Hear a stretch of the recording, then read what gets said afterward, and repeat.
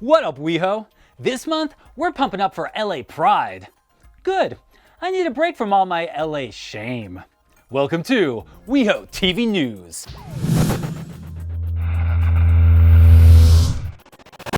Oh, happy May, West Hollywood. I'm Mike Siriaco, and I'm bringing you everything you need to know about WeHo, courtesy of the city of West Hollywood. A lot has happened since we last saw you way back in April, so we're going to bring you up to speed with the WeHo Wind-Up. Let's put 30 seconds on the clock. The March for Science amassed the biggest collection of nerds this side of Comic-Con. Jose Cuervo hooked up with Don Julio when the Santa Monica Strip celebrated Cinco de Mayo. The women of WeHo channeled their inner Khaleesi's at the Women's Leadership Conference. The release of the new video game Injustice 2 begs the question, when did Aquaman get so hot? And Trump told FBI Director James Comey, "You're fired." Comey discovered his termination by reading it on a television news crawl, which is the political version of a text message breakup. Hey, sometimes the heart needs a change. And on that note, let's change into this month's news briefs. On May 7th, the city of West Hollywood celebrated the 72nd anniversary of Victory in Europe Day, or VE Day, with a ceremony honoring Russian-speaking community members who served in the military during World War II. VE Day commemorates the defeat of Hitler's forces in the European theater. Bike share program WeHo Pedals hosted a series of pop-up events from May 8th through the 10th, where street teams answered questions and registered new members. And as always, when riding a bike, be sure to wear a helmet. And for some of you, pants would be appreciated as well. On May 17th, the City of West Hollywood presented the 2017 Public Safety Awards, which included the Firefighter of the Year Award. Now remember, not everyone can win, so let's have a quick word with the runners-up. Hey boys, I just want you all to know you're winners in my eyes. May is Senior Month. In respect to this theme, the City of West Hollywood hosted a series of events catering to our senior community members, including a plaque presentation recognizing the city's Aging in Place initiative. It's our way of saying thank you for being a friend. Travel down the road and back again. Your heart is true. You're a pal and a confidant. And before I anger the ghost of B. Arthur, let's move on. On May 24th, the City of West Hollywood hosted Parents Education League, Navigating Public Elementary School Choices. This workshop covered educational topics ranging from the difference between public and charter schools to avoiding Betsy DeVos's gingerbread house. And finally, on May 25th, the City of West Hollywood hosted the Los Angeles Conservancy's screening of films spotlighting significant LGBTQ historic spaces. Locations included the Black Cat Tavern in Silver Lake, the Women's Building in Chinatown, Plummer Park's Great Hall / Long Hall, and the studio apartment on Larrabee Street where Yas Queen was coined. So let's put some booty shorts over these news briefs. Pride Week is right around the corner, so let's take a peek into what Sugar Daddy Nature has in store for us. Starting on Monday, expect mild weekdays through Thursday as party pressure builds up, releasing a flood of female empowerment on Friday evening, just in time for the annual Dyke March. Starting at 8 p.m., a gale force of girl power will move westward along Santa Monica Boulevard towards San Vicente before circling back towards its point of origin in front of Barney's Beanery. The night continues to heat up in West Hollywood Park with this year's Trans Party. And for those of you seeking drier weather, be sure to duck into the #Sizzle Sober Sanctuary. And speaking of sizzle, expect high levels of hotness as the LA Pride Festival touches down on Saturday. We predict multiple waves of shirtless dudes across West Hollywood throughout the weekend, pulled in by the atmospheric presence of festival headliners Brandy, Chromeo, and Aaron Carter. And finally, prepare for a political storm rumbling Sunday morning with LA's first ever Resistance March. Starting at Hollywood and Highland, this hurricane of homo empowerment will blow westwards, picking up steam as it storms along Santa Monica Boulevard and converging at Almont Drive, where it will unleash in a cloudburst of community solidarity. As with previous Pride weekends, the forecast predicts a high percentage of sweatiness, so be sure to pack a spare tank top. And be prepared Monday morning for residual bursts of hangovers, as well as moderate to severe walks of shame. Happy Pride, West Hollywood. And now, a PSA, a Pride service announcement.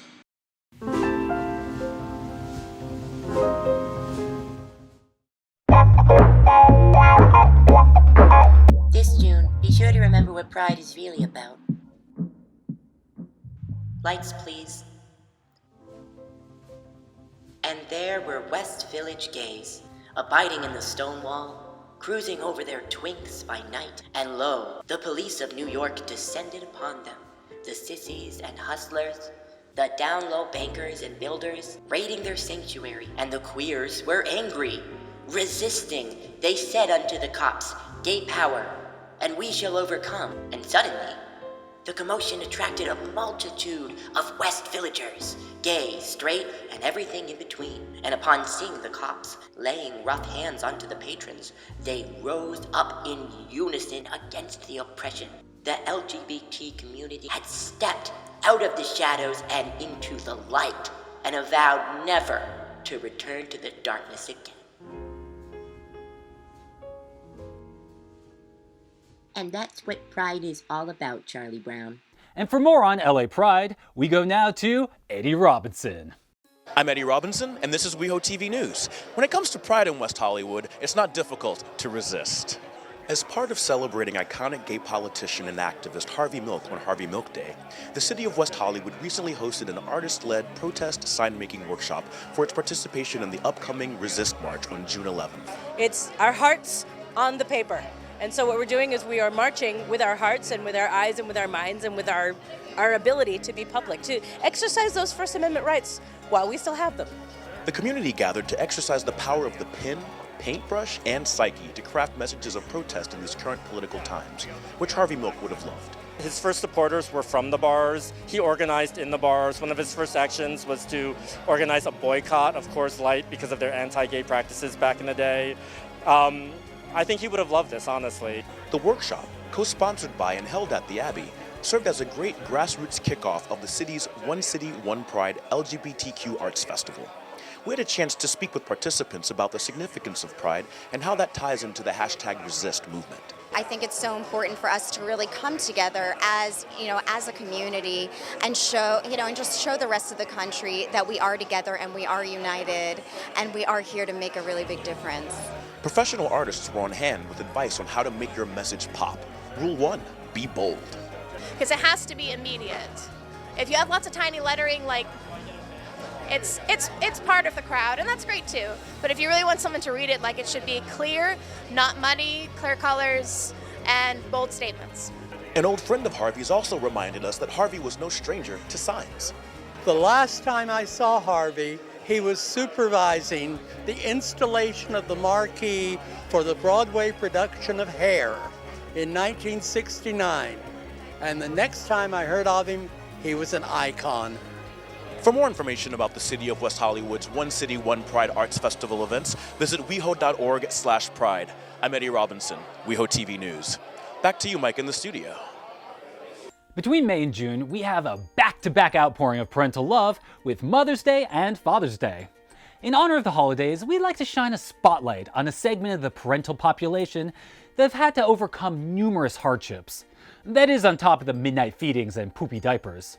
I'm talking about LGBT parents. According to a 2013 survey conducted by the Williams Institute, as many as 6 million Americans have had an LGBT parent.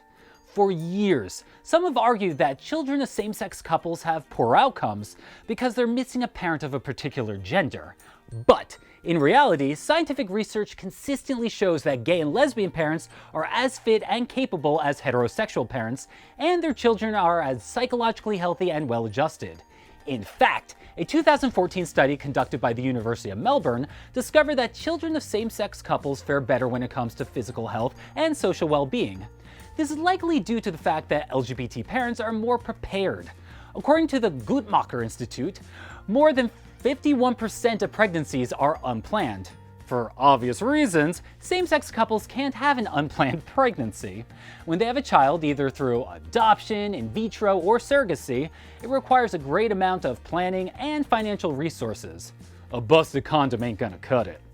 Sure, the case for LGBT parents can be backed up with facts, but we now live in a world where pesky details ranging from global warming to inauguration crowd sizes can be dismissed in favor of feelings, which can lead to dangerous legislation like Texas's recent Freedom to Serve Children Act, a House bill that allows state-funded adoption and foster care agencies to prevent children from being placed in same-sex households on the grounds of religious beliefs. In fact, the bill could potentially allow Christian adoption agencies to refuse to match up children with single parents or Jewish families. I mean, could you imagine little baby Jesus if he had an unwed Jewish mother? Oh, wait. Fortunately, here in California, same-sex adoption has been legal since 2003, which is great because not only do LGBT parents provide stable, nurturing homes for their families, but they make the most awesome Halloween costumes for their kids. Now, whether they're gay or straight, go call your parents and tell them how much you love them. On a more somber note, we here in the city of West Hollywood would like to honor an important figure in WeHo history. On May 4th, we lost Mario Magliari, owner of Rainbow Bar and Grill, a regular date destination for Joe DiMaggio and Marilyn Monroe, as well as the co-founder of iconic Sunset Strip hotspot, Whiskey A Go-Go. But today, we would like to shine a spotlight on another cultural contribution he gifted West Hollywood: go-go dancers. Back in 1965, Whiskey A Go-Go was the hottest music venue in Southern California, but, according to legend, Magliari and his partners, Elmer Valentine and Lou Adler, had a problem. After every musical set, patrons would empty out of the club to smoke because it was the 60s and cigarettes counted as an FDA-approved serving of vegetables. In an attempt to retain the crowd, they hired a DJ to spin music from atop a high platform between sets, which helped a little. But one day the DJ got stuck in traffic, cause you know what it's like trying to get to the Sunset Strip sometimes. So Rhonda Lane, one of their female employees, volunteered to man the decks. Just as the throng of patrons were about to leave to smoke, they noticed a beautiful young woman wearing a mod short skirt climbing up the platform towards the turntables. Between the revealing clothing and the advantageous view, the men decided to stick around. The owners of Whiskey A Go-Go soon adapted this happy accident into a team of girls in skimpy outfits, dancing and jiggling on platforms and cages, and the trend soon swept clubs across the country. Go-go dancing even migrated south to Santa Monica Boulevard, albeit with one little difference. Or not so little difference, depending on the boy. For this, Mario Magliari, as with all your other professional achievements in West Hollywood, we wish you the best of luck in heaven. Say hi to Joe and Marilyn for us. In anticipation of Pride, we'd like to remind you a sex-positive lifestyle is part of our proud LGBT culture, as is being responsible and proactive. Now get ready to turn your head and cough, because this month we interviewed the Los Angeles LGBT Center's Dr. Robert Bolin. What up, WeHo? I'm Mike Siriaco, and today we are at the Los Angeles LGBT Center in West Hollywood. We're going to be talking to Dr. Robert Bolin about safe sex. So today we're going to be talking about safe sex, and the biggest game changer really when it comes to safe sex is PrEP. First of all, what PrEP stands for is pre-exposure prophylaxis. The medication that we currently use as PrEP is called Truvada, and it's a drug that is actually active against HIV. The way that it works in PrEP is that someone takes the medication every day and they build up a certain level of the drug in their system, and if they are subsequently exposed to HIV, then the medication will protect them from becoming infected with HIV. Okay, so if we have PrEP, why exactly do we need to use condoms? Well, we need to use condoms because there are many other sexually transmitted infections: syphilis, gonorrhea, chlamydia, hepatitis C, hepatitis A and B. Some of these things are preventable by vaccines, like hepatitis A and B. Hepatitis C is not preventable by vaccines, nor are gonorrhea, chlamydia, and syphilis. So that's really what the condoms will protect you against. But HIV, if you get it and you're not treated, that can kill you. So we now have a, as I think you said earlier, a game changer in that we have a medication that can prevent that from happening in the first place. And so, yay, here we are. Now, I have a quote here from, I believe it was from the center's website. 1 in 2 gay or bisexual black men and 1 in 4 gay or bisexual Latino men will be infected with HIV in their lives. How exactly can we reach these demographics better?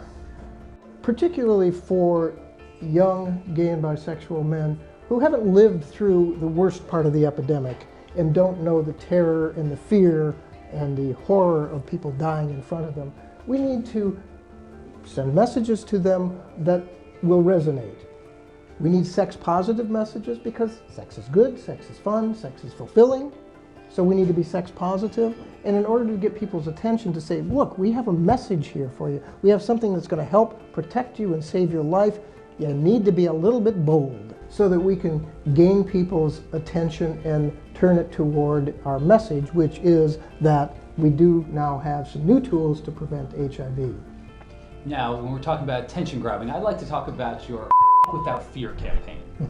Why choose that language for your campaign? So, I mean, if you really kind of deconstruct the message, it's really a sex-positive message. You know, the messages that have been imposed upon us with regard to sex is that with the specter of disease, it's become mixed. And sex has become equated with irresponsibility, with disease, with death, and shame, and all of those things. And that's really what we're trying to do, is we're trying to reset the conversation, and we're trying to address a younger population that will respond to just basic, raw, real, live language. And how's the reaction been so far to this campaign? Well, we've had positive and negative responses, and the only ones that I really care about are the positive responses from the people that we're trying to send the messages to. Now, we've talked about PrEP. We've talked about the use of condoms. Now, there's also testing. You need to test on a regular and consistent basis once you're on PrEP to make sure that if you are exposed to and infected with another STD, sexually transmitted disease or sexually transmitted infection, that is diagnosed and treated at a very early point before it does you harm, before it does anybody else harm. And the second thing is, if somebody doesn't take their HIV their PrEP consistently, they might conceivably become infected with HIV because the levels of the drug fall below the protective level, and we want to make sure that those... You're going to want to know that if that's what's happening. That's right, that's right. Knowledge is power. That's right. So now we're getting my blood drawn. We're only going to see my face because we can't actually show it, so I'm going to give you a little play-by-play. Now they're putting a little train spotting tourniquet on there, getting a little alcohol swab action, burning off my germs. What color is coming out? Please say red. Please say red. Red. Good, I'm not Vulcan. A little pressure right there. Look, I'm helping. That was nothing. That was nothing. It's not my first time. Well, I'm waiting for my blood to clot. But as you see, getting tested is super easy, and it just may save your life. I'm Mike Siriaco, and this has been WeHoTV News. That's it for this month. Join us in June when we serve up the highlights of this year's LA Pride. Until then, keep it cute, WeHo.